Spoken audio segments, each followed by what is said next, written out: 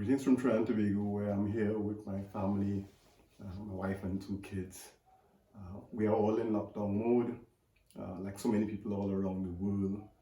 We can't go out and do the kinds of things we normally do.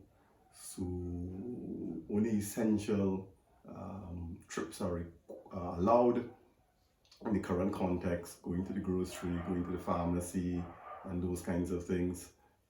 So I'm sure so many of you are having the same challenges as well. What I think has been so critical about the moment is that a global public health crisis has really impacted us in a way that we never conceptualized or even imagined. And so for us, it's been a bit of a shock. It's an experience that we haven't had in the contemporary moment.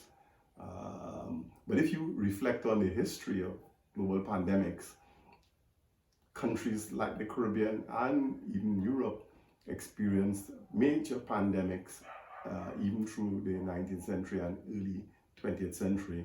You only have to think of the cholera epidemics in the Caribbean and Europe in the 19th century. In fact, the Caribbean had 3 waves of cholera epidemics during the 19th century.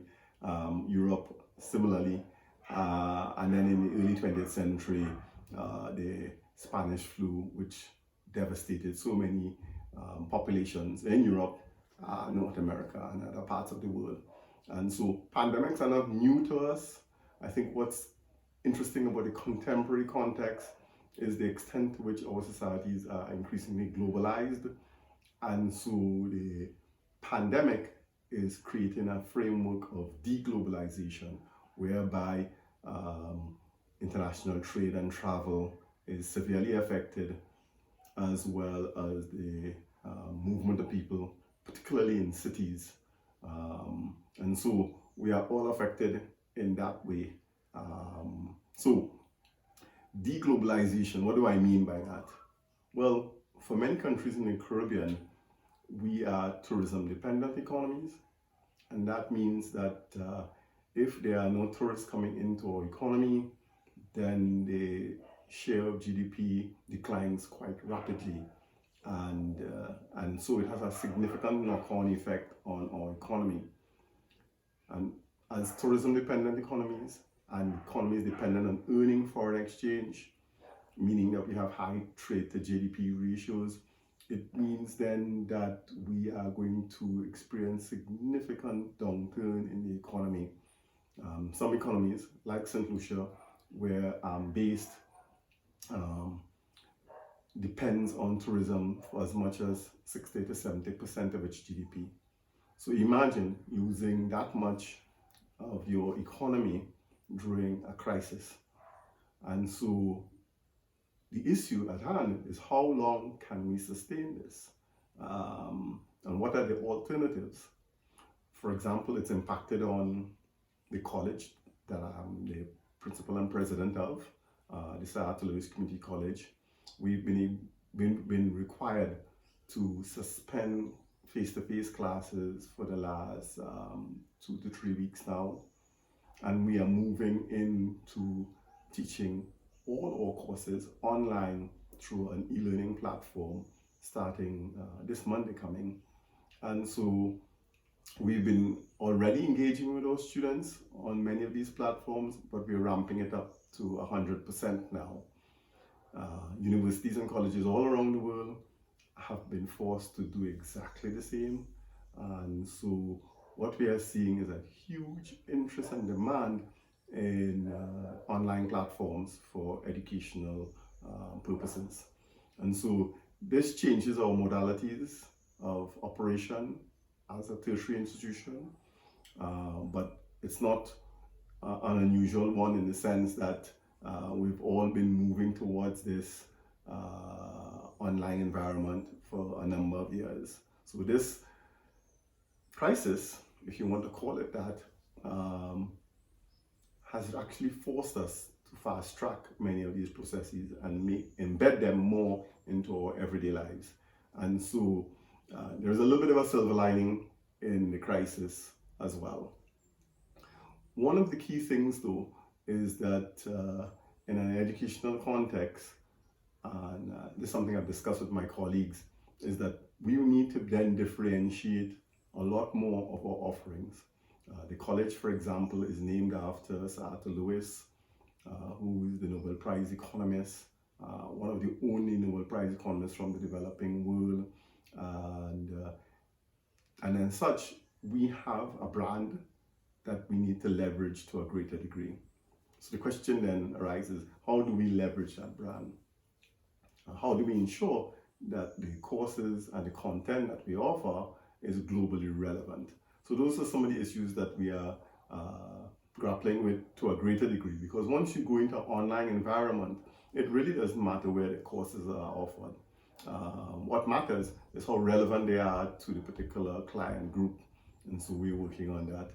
One of the areas that we're also working on is establishing a creative and digital academy, and in many respects the time for this is so appropriate.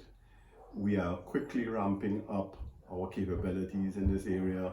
We are hoping to have both sound recording as well as animation and EV as the key areas for expansion in terms of the digital academy.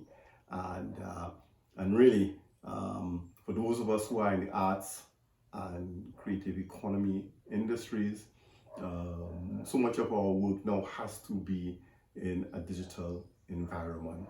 In fact, if you look, the face-to-face festival type opportunities have declined in the current context.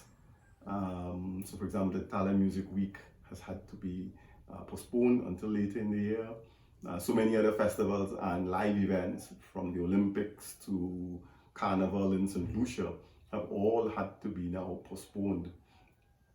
But what the current crisis does show is that people's demand for online content has grown rapidly.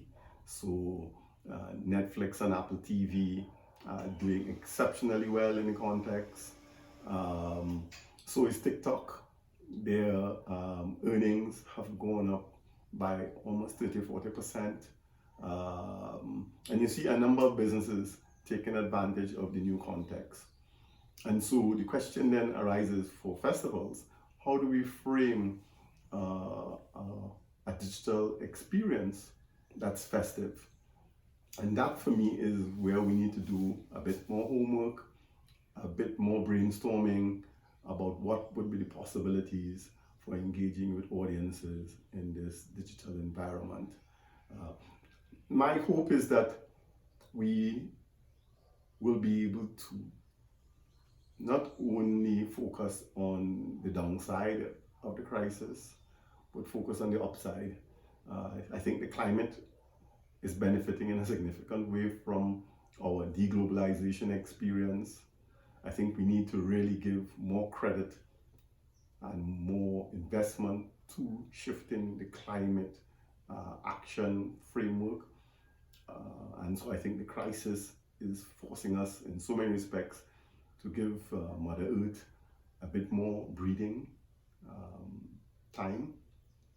I think it also gives us the opportunity to engage with our younger populations and bring them into a framework whereby we offer longer term solutions for their future.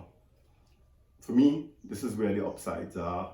I'm eternally grateful for the opportunity to speak at Tallinn Music Week, something I've been looking forward to, and I hope we'll be able to see each other come August or later in the year or maybe next year.